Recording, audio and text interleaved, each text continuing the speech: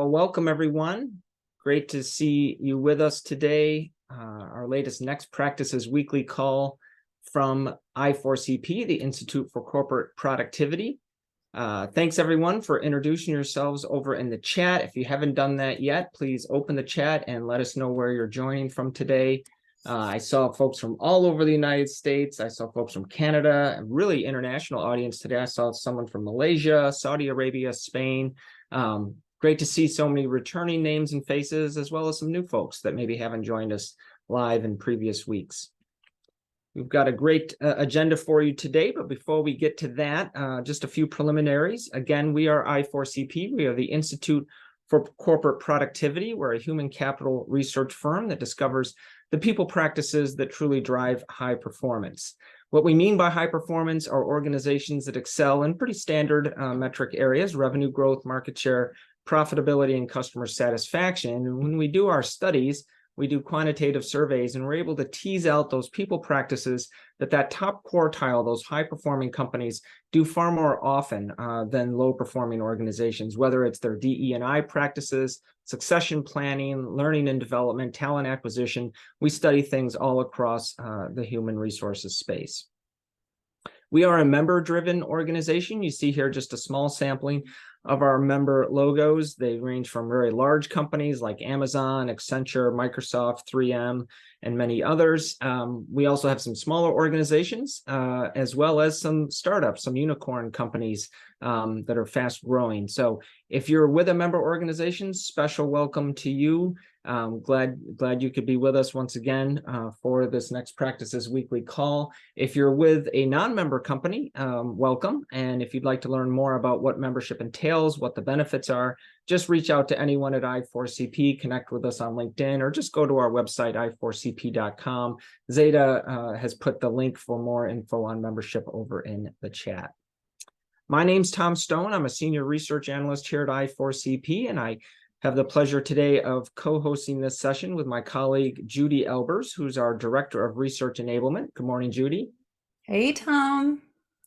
Good to be with you. We're going to dive into some very interesting work that you've been leading here at I4CP in just a moment, but a few other preliminaries before we get started. This is a weekly call series, as the name implies. Next Practices Weekly. So you see we've got a couple of events coming up next Thursday on the 9th, where we'll be joined by Cheryl Battles from Pitney Bowes, and then on the 16th, where we'll have an executive from Levi Strauss Company, two companies you've probably heard of. Before that, though, on the 8th, we've started doing some calls at different dates and times, so not on Thursdays.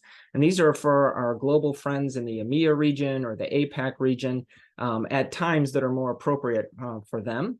So if you've got global colleagues, whether you're a US-based company with global folks around the world, or if you're with an organization that's based outside the United States, and those dates and times would be more appropriate for you, just go to the I4CP website, check out the events page, and you'll find the listings for those sessions. We don't have them every week, but we're starting to have them more and more frequently.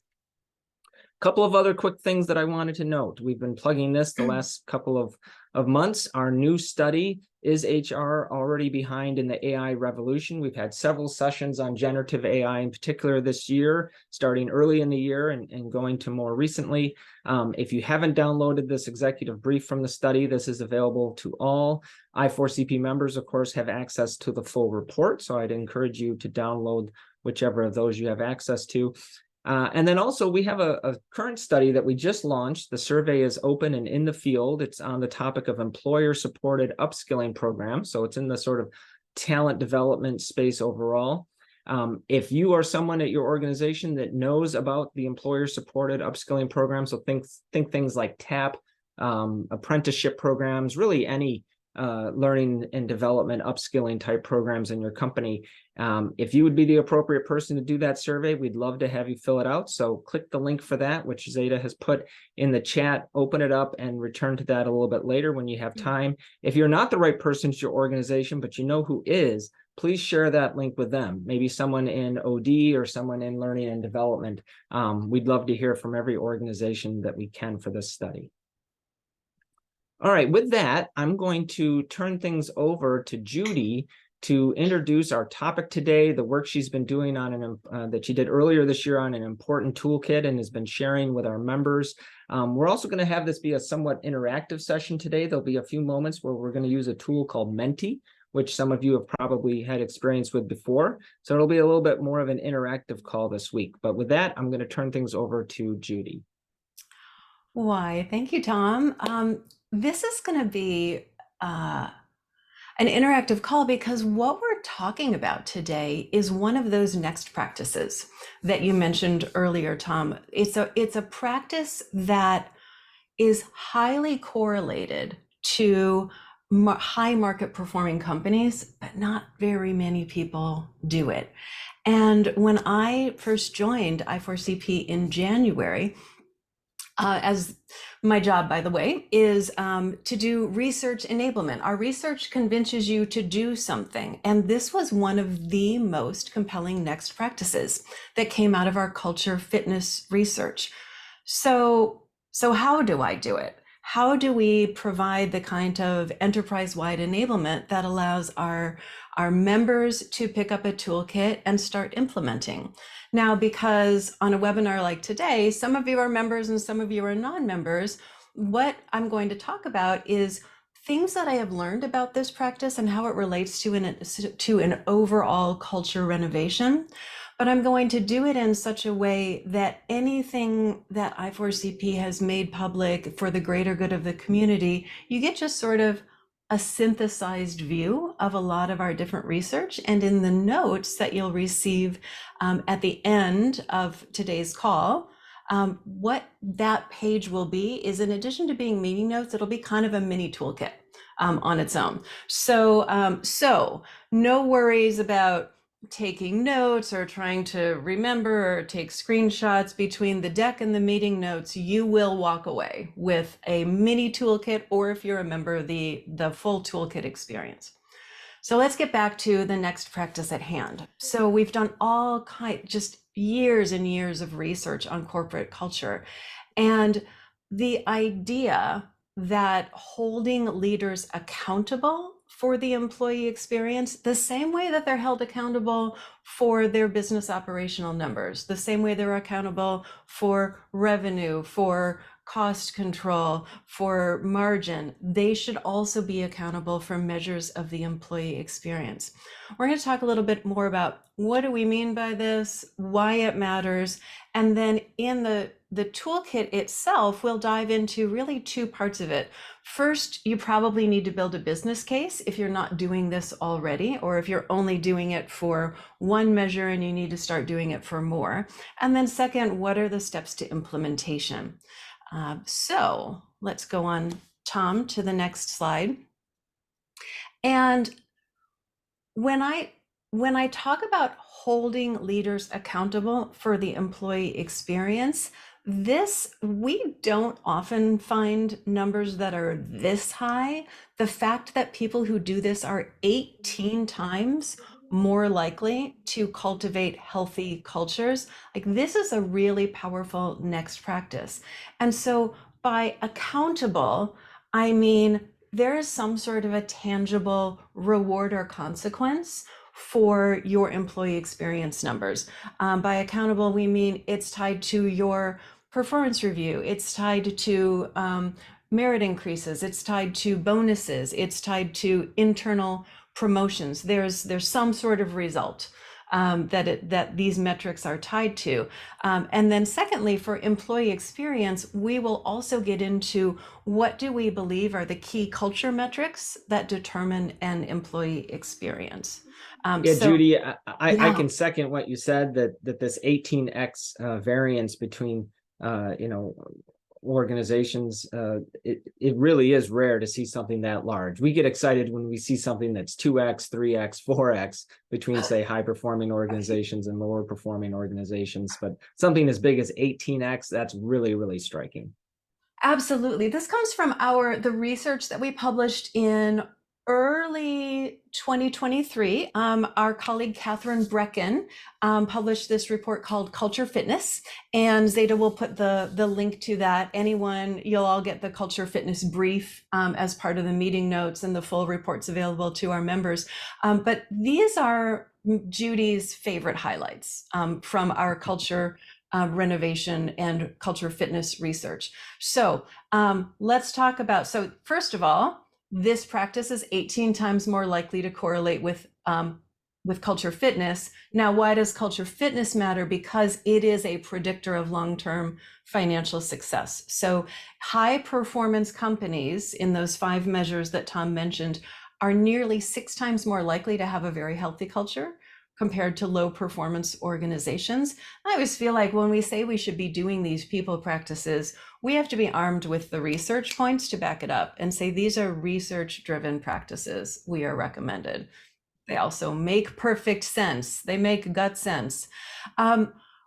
We can even go as far as to say that culture is a proxy for productivity.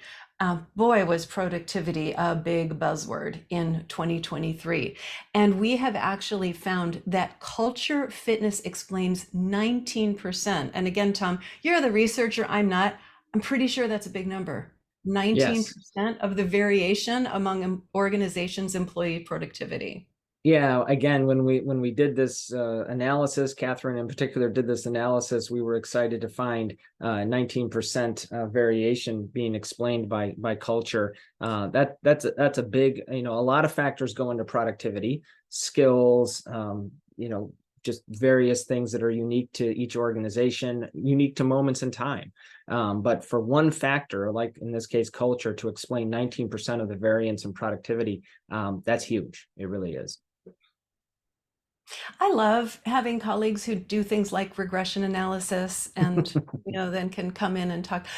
Here's another one. This is not our stat, but it also came out in Microsoft's Work Lab report this year, and it was just absolutely amazing. Microsoft's Work Lab found that each additional point of engagement that reported by employees, okay, so this is measurable, right? If employees report one additional point of engagement, it correlates with a $46,000 difference in market cap per employee. So we're not the only ones out there, tying practices to market performance. There aren't that many people, but this Microsoft Work Lab report is also a really, really good one. And I think this is the kind of stat that you bring to the C-suite, you bring to the business meetings when you talk about the criticality of our people practices. Yeah, it's these numbers, the X variance numbers from the previous several slides from our research, or this concrete financial number from Microsoft that really takes something that can be, at least initially something, concept fairly squishy, like culture. What is its impact on productivity? Like you mentioned earlier, we all sort of get it and assume that it's that way. But if you have these kind of numbers and can build these into your business case for whatever initiative you're trying to push, then it just goes a lot further with, say, your CFO and your CEO, obviously. I used to think that the research didn't exist, just because I didn't know about it. Right. And I think especially during my practitioner career, we oftentimes look around to each other in the organization. And we're like, oh, if the research existed, somebody would know about it.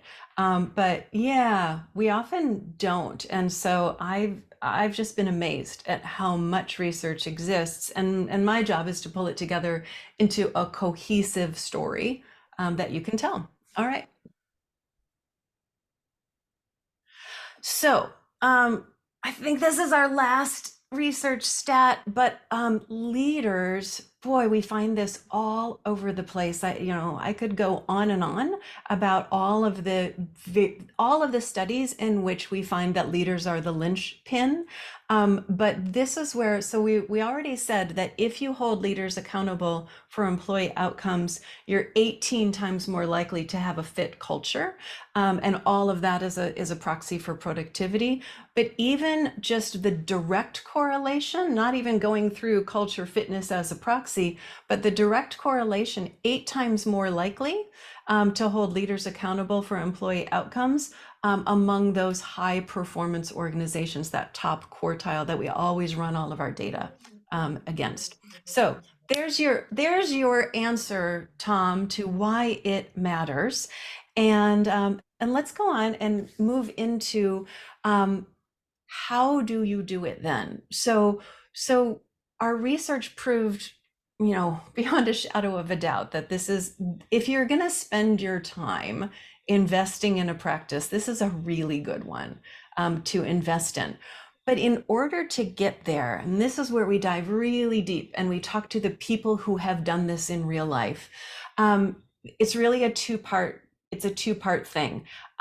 Anyone who tries to just say, oh, in that case, for next year's performance appraisals, we're just going to tell everybody that they're accountable for this. That is a recipe for losing trust. It's just, there's so many reasons why you can't just implement accountability. So we've divided the toolkit into 2 parts. First, there's the steps to build a business case. Second, there's the steps to implementation, because if you don't have executive agreement from the very beginning, you're in trouble. So we've talked about step 1, why leader accountability matters. In step 2, you decide what outcomes and what metrics we're talking about. And we won't go on to the next slide yet, but we do have a list of those outcomes and metrics. And then we've also found a small number of high performing companies who have actually published their stories. And so we'll be talking about those high performing companies, but also if any of you on the call today do hold your leaders accountable for the employee experience, we want to hear from you too. And that's why we've put together this Mentimeter. So we'll talk about building the business case is really these 4 things, building a really solid case for both. What is the research that supports this and where do we stand as a company? And then we'll get into the actual implementation steps. We'll come back to that. So Tom, let's move forward. Building the business case. All right. So again, totally separate research from I4CP, but these are the culture metrics that we have found are the ones that make a difference. These are the ones that people track. We've got all kinds of data on, what these are, how to do them. But when we talk about holding people accountable and what do we mean by employee experience metrics in talent acquisition, there are metrics, and I'm actually going to pull up my toolkit. And I'll talk to you about why in the toolkit, and we'll put this in the notes as well, we talk about why do talent acquisition metrics matter? What are some sample metrics? We go through all of these: acquisition, attraction. Oh, I meant to say talent mobility, Tom, instead of acquisition, but then talent development, retention, DEI, and well-being, all of these are parts of the employee equation. But the really interesting thing to me is that of all of these metrics, it was talent mobility that often rose to the top in terms of, let's see, it was rated in one of our studies the most effective employee experience metric. And so what do I mean by talent mobility? Things like internal placement rate, internal movement rate, promotional rate, the quality of movement. There's a lot that you can dig into on all of these things. And so I just want to let you guys know that if this is something that you want to dig into after the call, you want to try to do this, we'll make sure that we give you a really nice thorough list of what are some sample metrics for all of these things. Now that I've whetted your appetite a little bit, I think if I've memorized my slides, Tom, I think this is where we go to our first Mentimeter. Okay. Yeah, let's interact with all of you. This is something we're doing new here at Next Practices Weekly. So let's give this a go. You can either use the QR code to get into Mentimeter, or just go to menti.com on your computer, or this works very well on your smartphone. I'd actually recommend using your smartphone, and then enter the code 56011057. Either that approach or the QR code will take you to the same set of questions. Yeah, I really like doing this on my phone when I'm on a webinar, because what will happen is that as I advance these questions, and we've got about 5 of them here for you today, as I advance these questions, it'll just automatically advance on your phone. So you've got that screen for the interactions, and then you've got still your desktop. Oh, look at this. Everybody's getting in. We're up to 50 people already here in the Mentimeter. So this is great. I think we're probably at a point where I can just go ahead and advance to the first question. And so what I'm going to do is, while people are answering these questions, I will also, and by the way, Zeta, there we go. If I advance this slide and you guys lose track of how to get in, Zeta has put the link to the Menti survey right there in the meeting chat. All right. Okay, we're at 100. That seems like a good round number. So here is the first question. Of the people on the call today, how many of you actually, your company does hold leaders accountable for some aspect of the employee experience? So we're going to watch these numbers pop up. Wow, it's a close race. This is great. It's going I'm back and really, forth. really 50-50, yes, no. 50-50. That's awesome. So yeah, I think that, maybe a lot of people are doing this, but boy, there is not a lot that's been published about it. So I think we're going to pull out some practices from folks here too. And while you guys are voting, we're also going to just take a quick look at the chat here. Tony Carter, I know you're most certainly interested in the talent mobility. And Tony, I know you're a Chief Diversity Officer. Talent mobility and DEI initiatives are so closely intertwined. And we actually offer for folks like Tony who are members an entire scorecard called quality of movement. So there's a body, the body of knowledge is quality of movement, are ways to measure your talent mobility. And so I'll read you a few more stats while people are answering. So not only is talent mobility the most effective employee experience metric, but we found that, and I pull some other reports, LinkedIn's global talent trends, this is back in 2020, but the employees stay 41% longer from companies that regularly hire within. If you are good at talent mobility, wow. Employees 41% longer. Like these are big numbers. And then Amazon and Workforce Intelligence also did a survey, and they found that 2/3 of employees are likely to leave because there aren't enough opportunities for skills development, career advancement, or there's no way for them to transition to a different job or to a new career path. So talent mobility is a really big one. So anyway, we've got 62 of you have yes, and I had a feeling, I didn't think we'd get this many yeses. I'm delighted to see this. Yeah, so, it's close to half. We had 70 no and 62 yes, so that's a pretty good result. Yeah, absolutely. So here's our next question, and your phone or your other screen on Mentimeter should advance automatically. So if yes, what are you tying the employee experience metrics to? This is where I'll get into, while everybody's answering, I will get into some conversations about that we've had with the folks who have dived really deep. So the idea of making them part of business operations reviews, this really speaks to the 8 or so of you who have said they're part of BizOps reviews. That is, one of the most important things that you can do is really make it so that this isn't just an HR thing that comes around at performance review time. But hey, if I'm being held accountable for margin, et cetera, I talked to one company who said, Yeah, in the operations scorecard. And so when we set out to do this, we said, let's find out how people are being measured right now. What are the management routines? In the business operations scorecard, they actually put in the metric for theirs. The one that they chose was time that a position remains open. Because they were finding some really strong correlations there. And so very specific metrics. And like I said, there's, like 30 or 50 culture metrics that you can choose from. So it looks like voting has slowed down. Most of you who have said yes, it's part of performance reviews.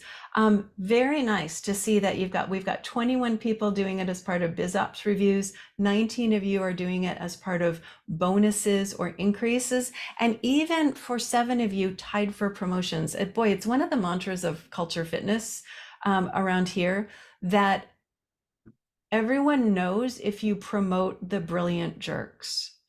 And if you promote the brilliant jerks, trust goes way down. It has such a cascading effect on all of your culture metrics. So those 7 of you who are tying it to promotions, well done.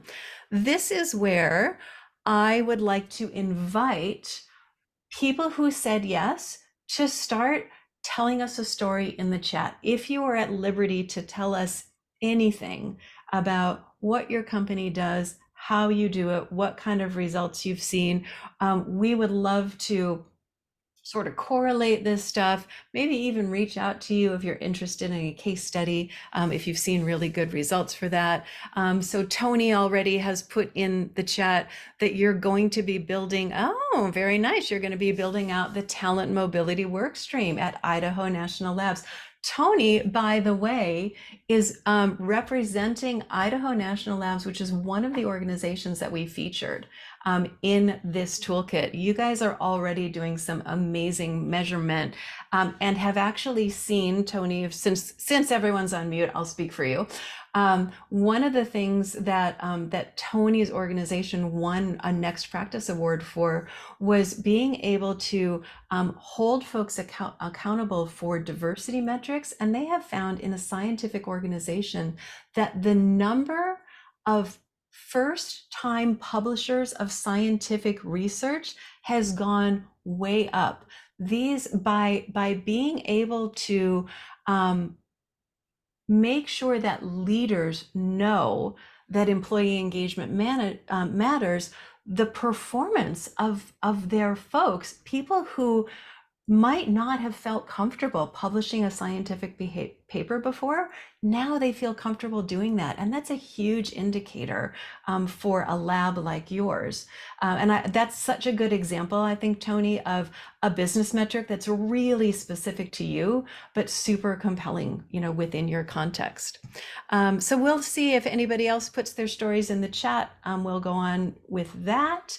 And I think that's where I'm going to pause here, Tom, and we're All going to right. go back to. Very good. Yeah, this was very interesting data. I think it sort of gave us a nice almost roadmap of that, the most common way that you're holding leaders accountable for employee experience in terms of integrating it with your talent processes. Performance reviews had 42 votes. For those that may be watching the recording later or the podcast version of this, can't see the data, I'll just run through it quick again. So 42 said performance reviews. 23 said they're part of BizOps reviews, which again, as Judy emphasizes, is very critical. Bonuses or increases had 21 responses, and then 7 of you taking it so far as promotion. So it sort of gives a nice roadmap what maybe the low-hanging fruit is, performance reviews, and then where you can grow from there. Thanks, Tom. Thanks for remembering from an accessibility standpoint, the folks who are listening only. Yeah. All right, let's go back to our slides. All right, okay. So when we to plant the flag again, what we've been talking about is the steps for building your business case. Step one was, why does leader accountability matter? Step two, deciding on outcomes and metrics. Step three, get inspired by high performing companies. And I promise to put more stories in your mini toolkit. Step four in building your business case is get a baseline. Find out how healthy your organization's culture is right now. And we're giving you just this example here that we're showing on screen is a culture assessment scorecard that I4CP has built. This ties to a lot of the measures that we know have been proven out in our research. And so this is just one way to assess your culture, but I do think it's a critical part of the business case to be able to say, here's a snapshot. Here is how we view our culture health. This is what's important to us in the context of our organization. And here's a baseline snapshot. All of these things I think will really help you to present your business case. And now I think we can go ahead and move on to. Yeah. Oh, go ahead, Tom. Well, before we do that, I'll just note some of the values that are listed here and the bottom half of what you're seeing. Obviously, these could be tweaked for different organizations would have a different culture scorecard. Usually, it's best to try and align that as much as you can with your organization's values so that everything is synced up. You see at the top the ability to filter on things like age range of individuals, gender, tenure with the organization, generation, and so on, because how they show up in each of these different areas could vary from some of these different filterable characteristics of employees. And then in the top right, you see the ENPS, the Employee Net Promoter Score. In this particular sample, for those of you familiar with NPS, 70, very high result. NPS is sort of a harsh metric in terms of how it scores things. So to get something as a positive 70 for an NPS is a very good result. So again, if you're interested in this kind of a scorecard, reach out to I4CP. Members have access to this kind of tool. And we've seen other examples like this over the years from other organizations as well. That actually, for me, I suppose until December 31st, I can still consider myself a newbie to I4CP. But one of the things that I did not know about this organization before I joined is the extent to which we're here to serve the entire HR community, whether you're a member or not. And there's a lot of research firms out there who are like, yeah, we do research, but the point of it is to sell more of our services. The point of it is to sell our technology product. And that's not to say it's not good research. It's great. You just have to read it with a grain of salt. But what has been really nice for me is that what I've seen is that the research is here because we're a membership organization. If you're a member, we're going to take everything from our advisory group and templatize it and give you the tools for do it yourself. Nobody's here to try to sell you on hiring us to do your culture renovation work, but we're here for the people who need help. And that in the weeds implementation helps me create better tools for everybody else. So it's a very virtuous cycle. And then of course, everything that we've put in the public domain, I can package up for those of you who aren't members yet. All right, back to implementation steps. So there's 5 steps here. Once you have gotten this agreement and executive support and you've built your business case, step 1 is to make sure that your executives agree to the metrics. And this is a really good moment to just have that C-suite conversation, to advance the C-suite conversation about culture.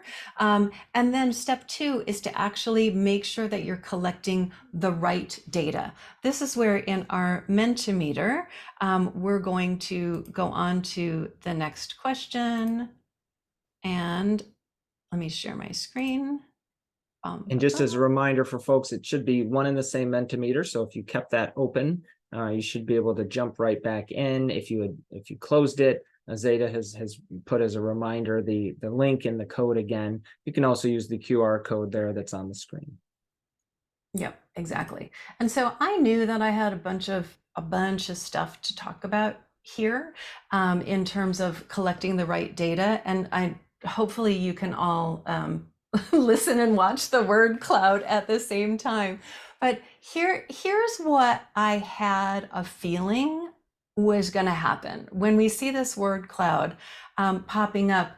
The ways in which people are collecting culture data, the most common way is employee engagement surveys, right? And for a lot of people, it's the annual survey as well. And you can see this, boy, it's great to see all of these options coming in. So we have found in our work on like, what are the essential metrics of the high performance employee experience, that it is your listening program, that if you can advance your listening program, Ford has actually published, I believe that Ford was one of our Next Practice Award winners for their Ask, Listen, Observe approach. Ford has a really advanced employee listening program. If it's not constant, regular listening throughout the year, you are missing out. If it's just an annual survey, it is so easy for the leaders who get those survey results to find some reason to write them off, to go, oh, well, everybody was really busy at that time, or, oh, my scores went down because so-and-so was just really disgruntled, but now they've left. And so people are always looking, it's a natural human cognitive bias, but people are always feeling defensive when they are presented with data that doesn't match their own opinions of themselves. So continuous employee listening is huge. There's also, we'll put in the meeting notes for you guys, EW Scripts has a continuous listening strategy that Andy Piracello, Tom, was one of your guests, I think this year or last year. Yeah, it might have been last year. Yeah. He shared all the details behind their strategy.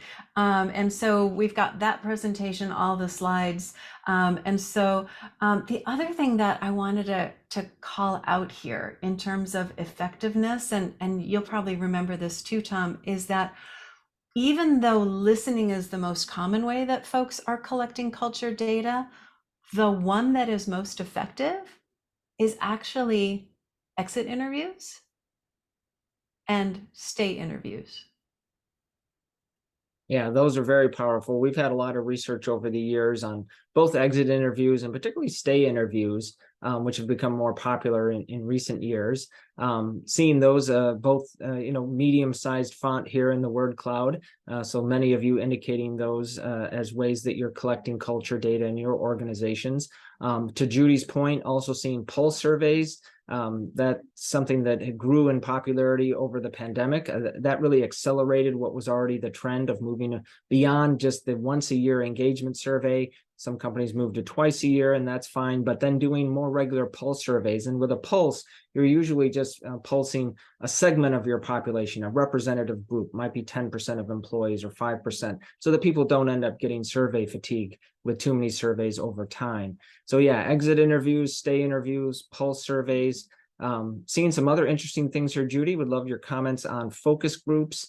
That's an interesting one. 360 feedback. I'm seeing several responses as well. I know, I'm like squinting at the tiny font here. Coffee cooler talk, weekly time card question, town halls, one-on-one meetings. So one of the things that I'm seeing here that that ties so well into our research on generative AI used in HR is that the things that are done most common are also the things where the data is easiest to crunch, because we have gotten ourselves in the mode with technology of having been trained that if the data exists in a really open-ended way, like things that were said in town hall meetings or things that were said in employee research group, we've gotten ourselves in, employee resource groups. We've gotten ourselves in the mode of thinking if we ask people open-ended questions, which is kind of like the whole point of stay interviews and exit interviews, we'll get much, much richer data, but it's harder to crunch. Until now, enter generative AI, which is actually capable of reading these huge corpuses of open-ended data. And suddenly these things that have been really hard to track become doable. So I think that one of the most strategic uses of generative AI for HR folks is exactly what we are talking to today: how to get richer, deeper data on what is really going on in our culture by being able to mine those things that aren't closed-ended questions, but where we are, that's why we get these anecdotal gut feelings about what our culture is really like. But in order to prove that to the folks who resist believing that this is our culture, generative AI can really help you come up with actual proof points. Yeah, it goes way beyond the sentiment analysis of just a few years ago. It really is something, the way the technology has matured. So thank you for that, walking us through that sort of interactive moment again with Menti. We will make sure that the top responses, the most interesting ones, there were obviously some duplications, as there always are with open answer questions, but when we archive the recording of this call, we'll make sure that a good amount of that data that you just saw is shared in the notes there as well. Absolutely. And I'll put in a screenshot of this word cloud as well. So Tom, we are almost done with the implementation steps. And while you, you did bring up the slides, they just keep moving into my monitor number 3. Okay, so step 1, get executive agreement to the metrics. Step 2, collect the right data. Step 3, give leaders access to their metrics. Zeta, I believe, has a link to the SHRM article in which MasterCard, it's a really nice in-depth article about their culture dashboard, which is sort of also our culture dashboard. But it's MasterCard's version of it. And so great article in the public domain. The biggest lesson that I can tell you here, and we hear this over and over again, is that once you're collecting the data, people have to have time to get used to what their numbers are. And one of the chief HR officers we talked to was absolutely adamant, having had like years of experience with this accountability. He said, give them a full year. Because think about the change management involved here. If you just tell people all of a sudden they're accountable, they're just going to push back on HR. They're going to come up with any excuse that they can come up with because they're afraid of getting, a lower bonus. They're afraid of not getting that promotion. You don't want this to be a fear-based exercise. So a full year gives folks time to integrate these metrics into the business ops processes. Give folks a chance to improve, a chance to see, over the last 4 quarters, here's how my scores have improved or not. And then that leads us, Tom, to step 4 in implementation. Again, before you hold people accountable, help leaders improve.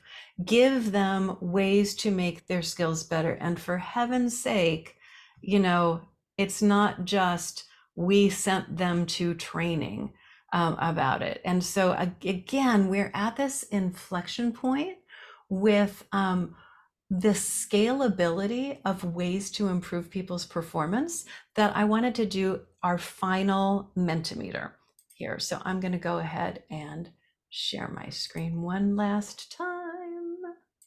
One more time, if we can have everyone interact with us over at Mentimeter. Same link, same code as before. All right, so well, Tom, both Tom and me in our practitioner careers, we come from the learning and development space, and we're just absolutely adamant about it's performance improvement. It's not training. And so, training leaders once and calling it done, I can't believe it's 2023 and this still happens.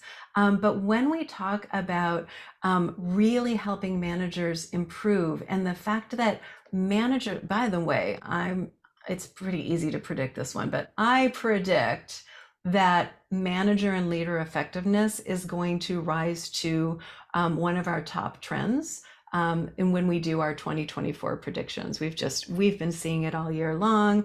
You heard it here. This is my completely non-scientific prediction. Judy, going out on a limb with a prediction for 2024. We every year we poll our 6 executive level HR boards on their priorities and predictions, and we just did that survey of them recently. That'll feed into our priorities and predictions report, which will come out for everyone in December. And I'm sure we'll share some of the results here on Next Practices Weekly early in the new year. And yeah, I have to agree with you that I think manager effectiveness, leader effectiveness, that's going to be near the top of the list of what people are focusing on. Yeah, our members at Kaiser Permanente shared with us, and this is where I have to check and see what's in the public domain, but they actually came up with an entire manager playbook for a culture of health and well-being. And of course, they're a healthcare company. They're about health and well-being. And I love how we can look to the folks who are in the business of things like helping an entire employee workforce get better for really good examples. But I've been on Kaiser's public website, and there is a tremendous amount of really great stuff there for improving the well-being of your employees. That's just one example. I'm happy to see here in the results how many of you are talking about coaching, are talking about metrics, tracking actions. Look at all of these coachings. This is great. I'm just now scrolling very, very slow. Yeah, a lot of examples of people saying coaching, but also some specific types like coaching circles, getting training on how to be a better coach. Yeah. Oh, this is brilliant. A leadership dashboard with employee experience data. All right. Amazing dashboard. This is what I'm talking about, folks. This is performance improvement. Peer Yeah. coaching, not just coaching from professionals in the L&D or OD department, or maybe their manager or skip level leader above them, but peer coaching as well.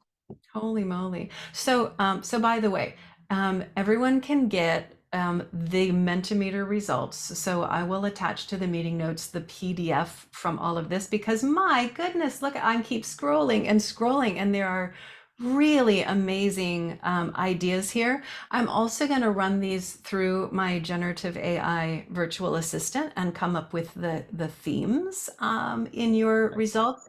But speaking of generative AI, once again, the thing that we hear about coaching over and over is that it's super effective. It's proven to be really effective. It's not scalable.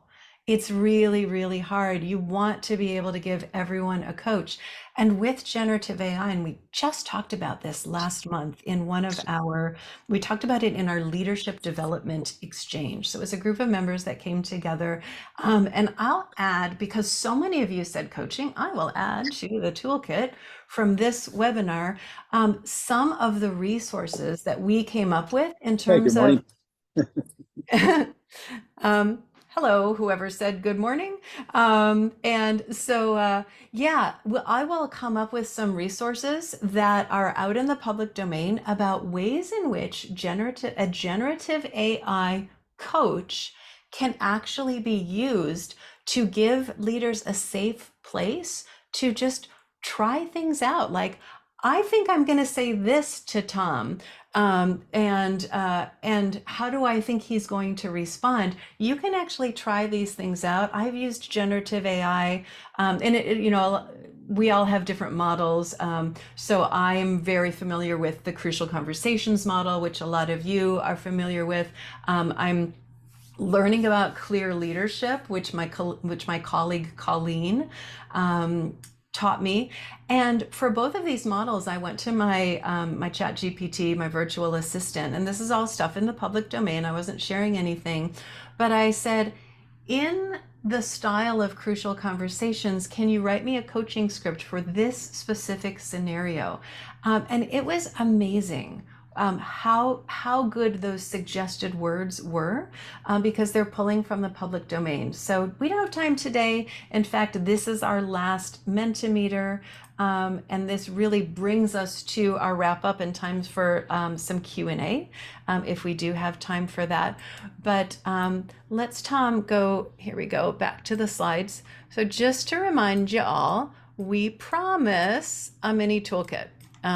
We promise that you will get a mini toolkit as part of these meeting notes. If you are a member of I4CP, and Zeta has put in the link to our toolkit, you actually get like the full toolkit. So not just the meeting notes, but you get all the, all this stuff. And these are really meant to just be a web page that you can come back to again and again, rather than kind of burying our stuff into a 50-page PDF. So anyway, you guys will all get access to this stuff. These are our steps. Once again, you don't hold leaders accountable for the employee experience until you've done the work. And so much of this work is systemic. It will feed your culture renovation in many, many ways. It will build trust. And these are the steps that make sure that you don't try to implement a next practice in a way that actually lowers trust, because it can be risky to rush into some of this stuff.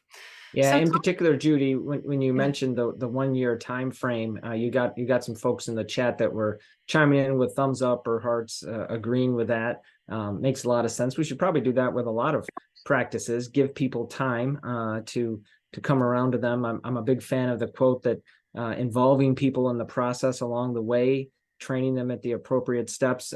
Famous line, I think from Dale Carnegie, was that people support a world that they help to create. And so if you can bring them along the process, and even involve them in it, in this case, say over a 1 year time, before just abruptly tying their promotions, their bonuses as leaders to this new expectation, I think you're spot on. We're getting some fabulous comments from Jane, my friend Jane. Hey, thanks so much, about how group coaching can also be really powerful. We weren't calling that out in the results, and so we're gonna have to have lunch, Jane, and talk some more about group coaching, because I don't think that's something that we've written much about for case studies. And so any of the rest of you who've got a practice to share, reach out to Tom or me, reach out to your I4CP representative if you know who that is. We would love to hear more from you, and would certainly love to support you further with some of these specific questions that you have. And yeah, it all ties together. We actually, so many of you are asking about our Chat GPT tool. Tom and I did one of these next practices weekly on what every HR leader should know about generative AI. And so we'll tie these two things together, because it really it's very systemic. Even though we research specific topics, when you pull it all together, there's this combination of being able to focus on culture, the difference that it makes to the business, and then using technology to enable us to do strategic things that we never thought were possible. Yeah, and to do them at much greater scale, more consistency, root out bias, etc. If you're interested in that particular session, like all Next Practice Weekly calls, they're available in the call archive at i4cp.com. So I'd encourage folks, if you're new to this series, or maybe you just missed a few, go back and check the archive and see which episodes might be of interest to you. I'm looking at the time here, Judy. I think this is a good place to wrap. I want to thank you for dropping so much knowledge on us in terms of what this is, why it matters, why this next practice is so critical. The data initially was great, and then the steps, the step-by-step walkthrough, the business case, and the implementation steps, super helpful for everyone. You're getting a lot of kudos over in the chat. So thank you, Judy. This has been great. My pleasure. Couple of things just to wrap up with. These calls, Next Practices Weekly, each week are available for recertification credit hours with both HRCI and SHRM. So if you have a cert from either of those organizations and need your recert credit hours, just jot down the relevant program ID or activity ID. We always set you up with that. And then lastly, I want to note for folks, again, especially those of you that maybe are new to the I4CP community, we hold an annual in-person conference that we call Next Practices Now. It's in March of each year. It'll be late March in 2024, March 25th through the 28th. It's always held in Scottsdale, Arizona, which is a great location that time of year for those of us like myself that are coming from colder climates. It's great to escape sometime in March to somewhere as warm as that. We hold it at the Fairmont Princess, which is a great, great property. You see here a lineup of some of the speakers that we'll have in 2024. We've got a nice mix of book authors and thought leaders. We have CEOs, we have CHROs and other senior HR leaders from great organizations, companies like IBM, Citibank, Microsoft, CPSI, and many others. So if you are interested in this, check us out at i4cp.com/conference. We've got the full agenda now posted.